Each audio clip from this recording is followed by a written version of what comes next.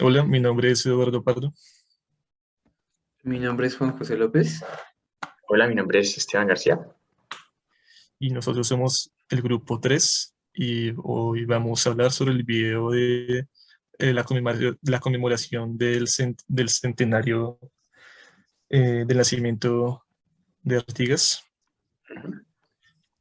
Entonces, para empezar, en cuanto a lo que habla Méndez de Rocha, a mí me parece muy interesante que él siempre repite tres temas que hemos visto a lo largo de los tres videos, y es que siempre habla de la transgresión y habla de la revolución y de la educación. En los tres videos siempre ha hablado de eso. Entonces me parece muy curioso que sobre todo cuando habla de Artigas, que fue un militante del Partido Comunista brasileño que tuvo que ser exiliado durante el golpe de Estado, eh, este concepto de revolución que tiene Méndez de Rocha, y es que él empieza hablando sobre cómo el mundo cambió después de la revolución bolchevique en Rusia, o la revolución, o este concepto de revolución educativa que hubo en Cuba.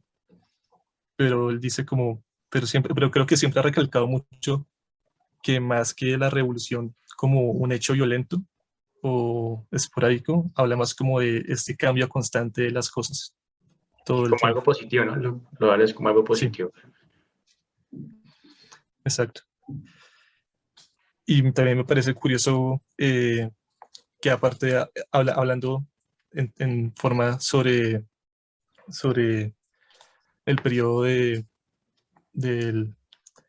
de la dictadura, y toda esa persecución hacia la izquierda, toda la persecución que se le dio a Artigas, él dice como es curioso hablar de esta persecución a la revolución cuando el simple hecho de estar en América es un acto revolucionario, porque el descubrimiento de América, creo que él se lo así como el descubrimiento de América cambió y transformó las instituciones arcaicas del mundo en su momento.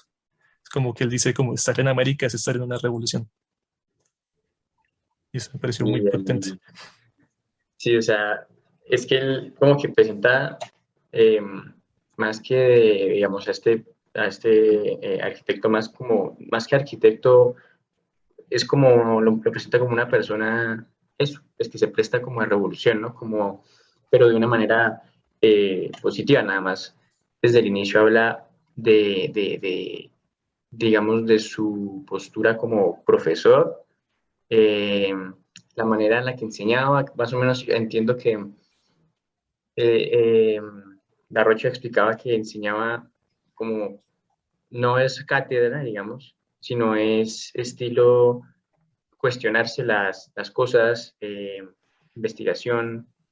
Entonces es ir un poquito más allá de esa educación, y también de pronto un intento por revolucionar la educación. Sí, De hecho en cuanto a eso, la educación me parecía muy curioso porque él decía que más que Artigas, más que decirle a usted como esto hay que hacerlo así, o esto sí es así, y enseñarle a usted las cosas, él decía como que él hablaba sobre lo que uno ya estaba pensando. Entonces usted tiene una idea sobre un proyecto, entonces él hablaba a usted sobre esas cosas que usted ya pensaba sobre ese proyecto, para intentar sacar ese conocimiento que uno ya tenía, algo que uno ya Es, sabía. Y me pareció algo muy parecido a los peripatéticos griegos, que es esto que hacía, creo que era Platón o Sócrates, no recuerdo muy bien, hace mucho que no leo sobre filosofía, ya tengo eso mezclado, pero es un proceso mayéutico y es como este nacimiento del conocimiento que uno sabe pero que ha perdido. mm, sí, ok. Es como esa dialéctica de usted ya lo sabe, usted tiene todo su conocimiento en usted, lo que le hace falta es parir ese conocimiento para darse cuenta de que usted lo mm. sabe. Creo que Y eso es más como de ese Platón. génesis ese génesis del conocimiento sí ocurre mediante el cuestionamiento, y el cuestionamiento es intrínsecamente algo doloroso. O sea, es doloroso uno tener una preconcepción del mundo, tener una preconcepción de cómo funcionan las cosas, y casi que por medio de una herida sale ese conocimiento brota. Lo cual me parece muy evidente en Méndez de Rocha y en la escuela paulista, porque esa escuela paulista conformada, digamos, también en transgresión a la escuela, a la escuela de Río, nace mediante ese cuestionamiento, mediante esa, es casi que, a mis ojos, una contrapropuesta no solo a la escuela de Río, sino hacia el pensamiento brasileño que se tenía hasta entonces, que era un pensamiento muy europeo, era un pensamiento de buscar siempre cómo parecernos a los europeos, que de hecho me trae mucho a memoria el podcast de Diana Uribe que habla de Brasil, que habla de que pues aquí que a Brasil llegó una antropóloga de Europa a buscar cómo era Brasil, cómo vivía la gente de Brasil, y los brasileños, que eran muy eurocentristas, estaban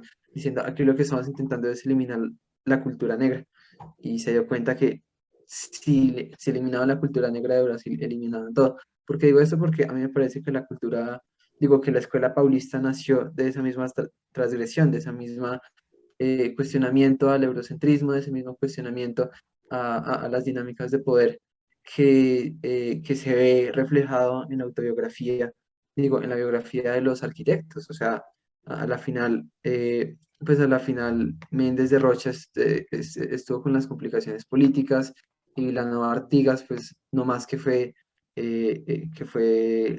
extraditado, perdón, que fue expulsado del país, que sufrió unos temas muy graves de acoso y de persecución.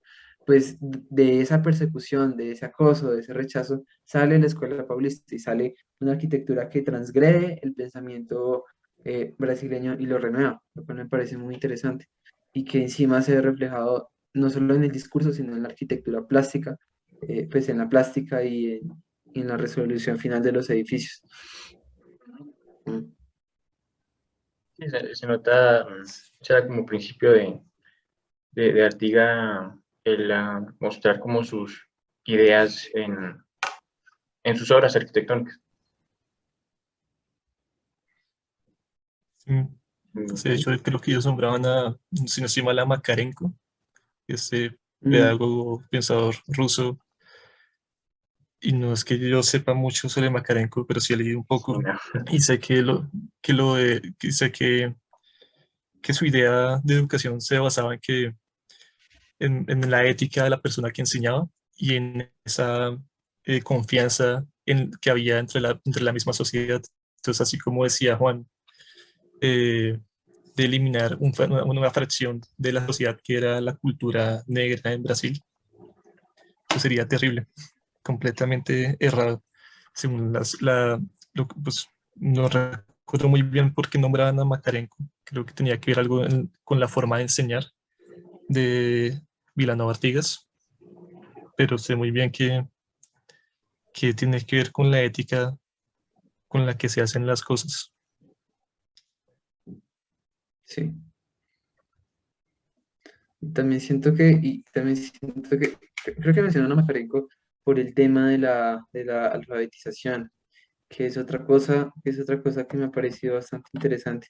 Me pareció bastante interesante de lo que decía Méndez de Rocha, que la alfabetización debía ocurrir para todos, o sea, que debía ocurrir como una explosión o como un acto casi violento del día a la noche, porque la alfabetización, eh, pues la alfabetización lo entendí como un poco ese empoderamiento cultural que era necesario en Brasil y que digamos que faltaba, que él se vio tan impresionado en Cuba, que era esa forma de educar transgresoramente en el sentido de que al momento de educar, de alfabetizar a una población, se pone en cuestión cuál es el status quo de poder en el país.